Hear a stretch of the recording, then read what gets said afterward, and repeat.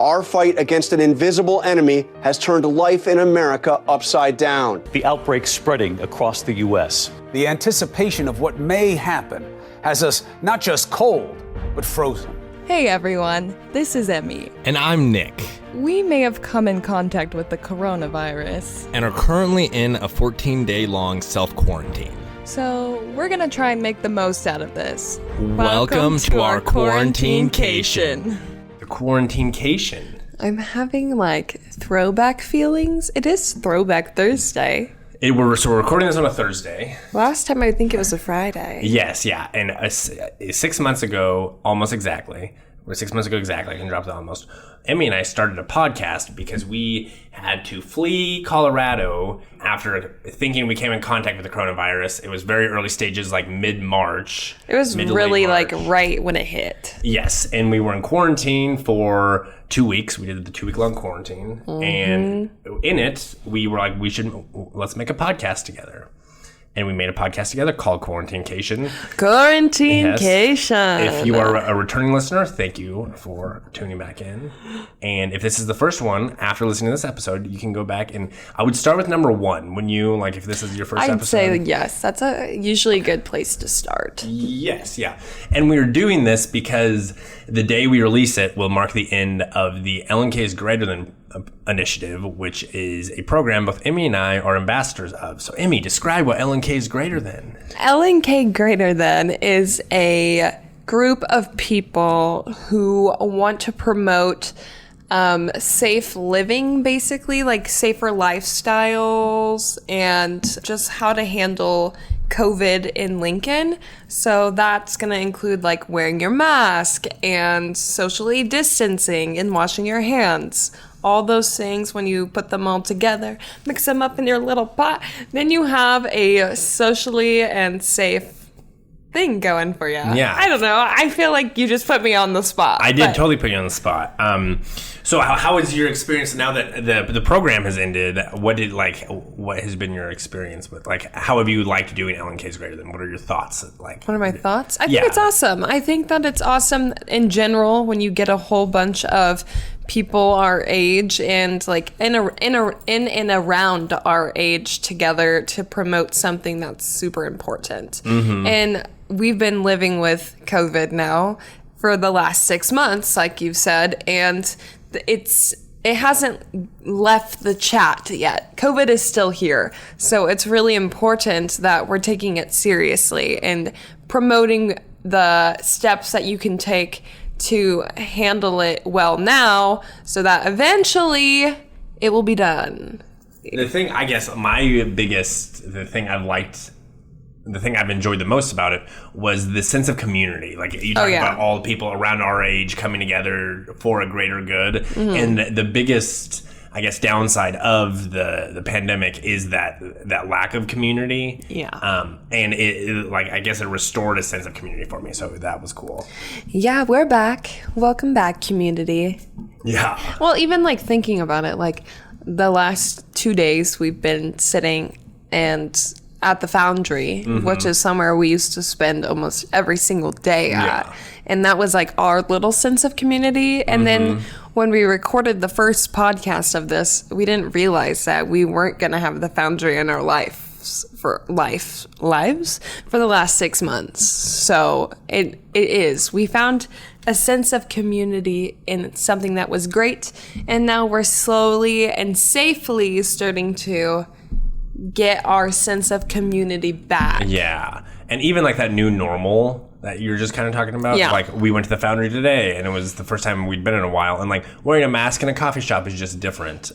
We would always sit at the bar in the Foundry. Yeah, different life. Yes, yeah. And Maddie, who's the barista, who we are both friends with, I asked if I was hey, Maddie, can I just pull up a chair to the bar and sit with you and talk the good old days? And he's hey, I would love to bend the rule, but bar seating is a really big spread of COVID, so I can't let you do that. I was that totally makes sense, but it's just a different normal than I love Maddie. Yeah, he did. He doesn't break the rules.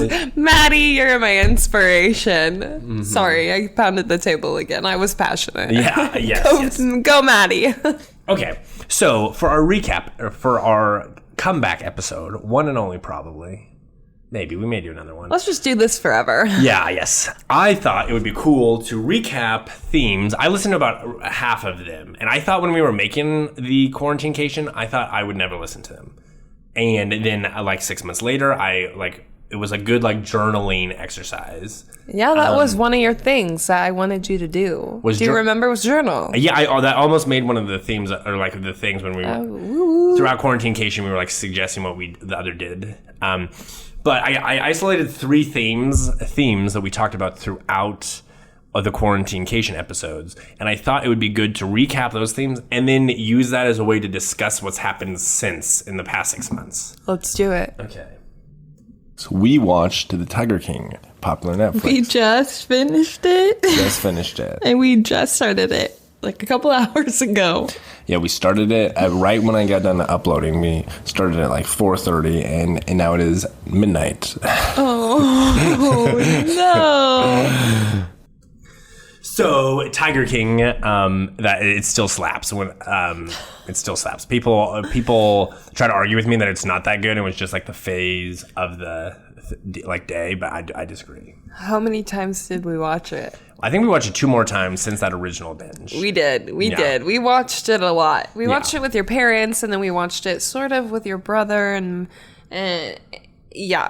And now Carol Baskin is on Dancing with the Stars. Yeah, yes. I labeled that theme as cultural distractions. So cultural things that happened that distracted everyone from the existential crisis. What other cultural distractions that have happened in the last 6 months are worth noting, do you think? TikTok. Okay. I would say TikTok. You fell way off the deep end with TikTok in a good way. You had 700,000 views. Yeah, you were 700,000. You were super excited. Yeah. But I do remember that around the time of us watching Tiger King is when TikTok really became very present in our relationship. So TikTok was something for cultural, and now think of all the ups and downs TikTok has endured since. Yeah, especially in the last couple of weeks. Don't delete your TikTok. Yeah. You may never get it back. What do you think of, I thought The Last Dance was almost as big as... Really? I thought it was a cultural phenomenon, and we watched it together. Loved it. Yeah, and you're not a basketball person. No, well, I mean, it's not that I have anything against basketball. I just have never gone out of my way to make it a part of my lifestyle. Okay. But I would say that I do enjoy watching basketball with you. And I think that you think I'm cute when we watch basketball. I love it when you get into it. It's just shocking. But it gets really competitive, and I get kind of competitive if you haven't ever noticed. So yeah, and then the NBA is also back to kind of be on the sports. Oh yeah, sports are back. Sports are back. I would say maybe that's a cultural thing that has the way we view sports is different now with everything that has changed to make it safer and for them to continue playing. So, anything else, or is that movies are kind of weird? So haven't been hardly any movies. I mean, cultural. I don't know what your next question is. I just feel like in general, there's a lot that has happened since we've last done our show. Okay, I think that would be what else? What other? Just a lot of social justice. The social justice is this is, I didn't allot that at a time to talk about it, but a lot has happened with social justice. A lot. Things we wouldn't have been able to predict or anticipate. I think every day, 2020 is a world of you don't know what the next day is going to hand you. Yeah. I say this every day at school too. I don't really know how to plan for the next day until it's the next day. We're taking it moment by moment. In quarantine, Emmy got a teaching job. Yeah. So she's now a full-time teacher. Did we ever even talk about that on the podcast? I don't, because it was so new when you, I don't even know if I really knew much then. Yeah. But I feel like there's so much that we could update on since. Yeah. It doesn't really feel real for us to be sitting here. That's what I'm saying. It doesn't, Like, how was that 6 months ago? Yeah, it seems like a lot of time and no time at the same time. Yeah, that's perfect. That was beautiful. Thank you. Like, I think of after we left here, like what life looked like. We lived with your parents for a little bit, and that was awesome. We lived with your whole family, really. And then it was like I got a new apartment, and then what else happened? I started a new job. Mm-hmm. I got a new car. Yeah. You moved to Omaha. I moved to Omaha. There's just a lot. A bunch of stuff. But I think that kind of hits like social justice and I guess the like cultural stuff of like big picture things. Yeah. So the next theme is predictions and dialogue around current events. Like we did that a lot, like almost every day, like talk about what was happening in the news and what we knew and what we didn't know. And I had really bad predictions. Emmy had 2 really good ones. I did? Yeah, actually, when I was listening, I would say stuff that was kind of cringeworthy, and then Emmy would say stuff like, Yeah. This whole thing that we have going on right now, it's a big deal. And I don't even think we're close to seeing the worst of it yet. Yeah. From everything we watched tonight, I was like, yeah, I would like to wake up from this scary dream now. So there's another one in the same topic. Should we listen to that one for? Do it. Okay. Let's hear it. The entire world's getting closer and like galvanizing Hopefully. against an existential threat. Wouldn't you agree? Though? I would say it could go one of 2 ways. People are either going to get a lot closer or people are going to go against each other. I'm hoping it's the first and that people will grow a lot closer from everything going on. But there are things that do frighten me about everyone being so stressed and uncertain. Yeah. I think it can bring out a dark side. So the first one, there was a feeling when this hit in March that, this would just be like, by Christmas or Thanksgiving, this will be fun. I still think a year from now, this will still be a thing. I mean, I'm not going to tell you that you're wrong. Yeah. I'm just sad about it. It was a spot on prediction that is too bad. You know, I tell you this all the time. I have a big brain. Yeah, big brain. You know, that's why you like me so much. Another thing I picked up kind of tangential to all this is I would always call you Amelia, Miss Amelia on the old podcast. Now We've upgraded.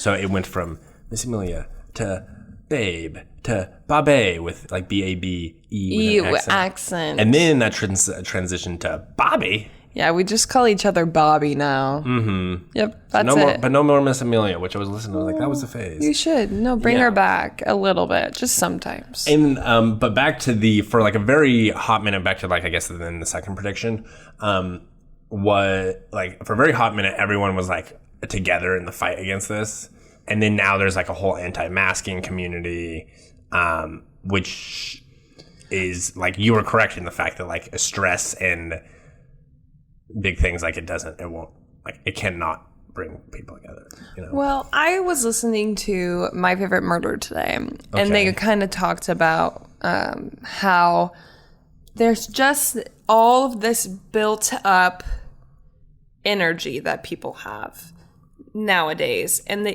it's getting to the point where some people don't know how to handle it, and the only way that they think is appropriate for them to handle it is by fighting it. And that comes from a place of fear, because when you don't know what to do and you are so fearful, the easiest thing for you to do sometimes is just to act out. So like when I see videos of people like ripping their masks off and being like, I don't want to do this anymore, like let's just pretend it doesn't exist. I think that really does come from a place of fear. Yeah. And they don't know how to manage it in a way that makes them feel better, other than to just completely say whatever, like I'm just gonna pretend it doesn't exist anymore. Yeah. So like from the outside watching it, it's obviously like frustrating when you want to work really hard as a team to like move forward, and like we've talked about with like it's so awesome that we've got to be a part of Lincoln Greater Than, but like I do think that when people are acting out, it's not always because they're malicious. I just think that they're scared, and the only way they can handle with it is just by acting like it's gone. Mm-hmm. So try to give them the benefit of the doubt, but yeah. And so for this last topic, I am going to preface it a little bit that at the time of when Quarantine-cation began, we were dating for 3 months, right? Gosh, if it was longer than 4 months. that. We had been talking for quite some time. I just feel like 4 months. you've been around for my whole life. Yeah, but we had been like boyfriend and girlfriend for 4 months. And Emmy came to Colorado to visit me. And on that trip, COVID hit and the ski resort shut down. And then I was out of a job. We were like at the cabin, and then we fled back to Nebraska at my parents' place where we recorded Quarantine-cation, where we're recording this now. And the like semi earlier stage of the relationship turned out to be much bigger of a deal. You know, like we went from like, oh, this is going to be a week-long vacation to, we're like in quarantine for like, we've been around each other for like 10 days. We're in quarantine for 2 weeks. And then we lived together for months. For months, yes. And do you see us getting even closer? Or do you see this being like spooky for you? I just kept on, because you were giving me He keeps laughing. I kept on laughing when I was like, I just do think the situation's funny. Oh, like this is how you're going to get super close with your like serious girlfriend. I'll be like, you'll be put in an apartment together and say you can't leave for 2 weeks. It kind of seemed like a reality show. Like if you would have I'd tune in.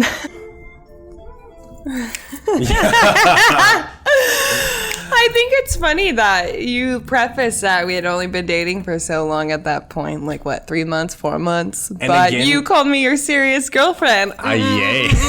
Yeah. Are we still serious? I'm joking. What do you mean? I guess so. I described this as relationship talks. We talked a lot about like us like being together and like how we grew together throughout the 2 weeks.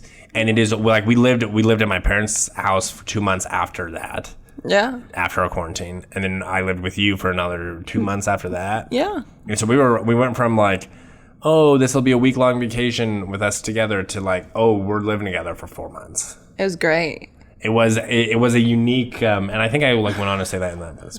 It was like a unique. So much of this time is unique. Like if you're getting married now, it's a unique time to get married. It's a unique time to be a first-year teacher. It's a unique time to be a high schooler or being like going to your first year of college. It's equally as of a unique time to begin and like cultivate a relationship.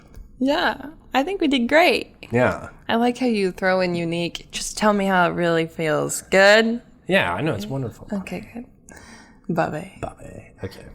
No, I think that we have grown so much since that. When even like listening back, the other day you posted the first episode to your story, and I listened back and I totally knew what was going to happen. But just like listening back, it is interesting to like hear us talk to one another and like also know of like how early on that was. And even back then, I still felt like I had known you forever. But now I'm like, man, like, let's keep it up. We're just rocking and rolling with it. Rocking and rolling. I like it. I love it. I love it too. The intro is still my favorite. Maybe favorite thing I've ever made. Frozen. It's not just cold. It's frozen. It's the favorite intro I've ever made for podcasts. I've now like made like 5-ish podcasts. Nick will play it for me on repeat a lot. And we will just sit there and stare into each other's souls and say, not just cold, but frozen. It's my favorite. The only other, I guess, like thing I wanted to, like, I had written down and talk about was the demographics of the show up in like until the recording, and we had like 500 downloads, which like in total 500 total plays, and like awesome. I was sort of expecting 0. You know, when our goal. It was for fun. Yes, like I have a podcast business, and like some of those are like to scale and like let's get a bunch of listeners. This one I was like, oh, let's just post on the internet because we're bored, and the fact 500 people listened. Thanks, everybody. Thank you, everybody. And then the other little fact: 77% female. Yeah. Who around the world, girls? Yeah, and I would like to think instead of it being like all of your friends checked it out or like your Instagram. Oh, what's it? All community. your friends? No, I think it's my voice.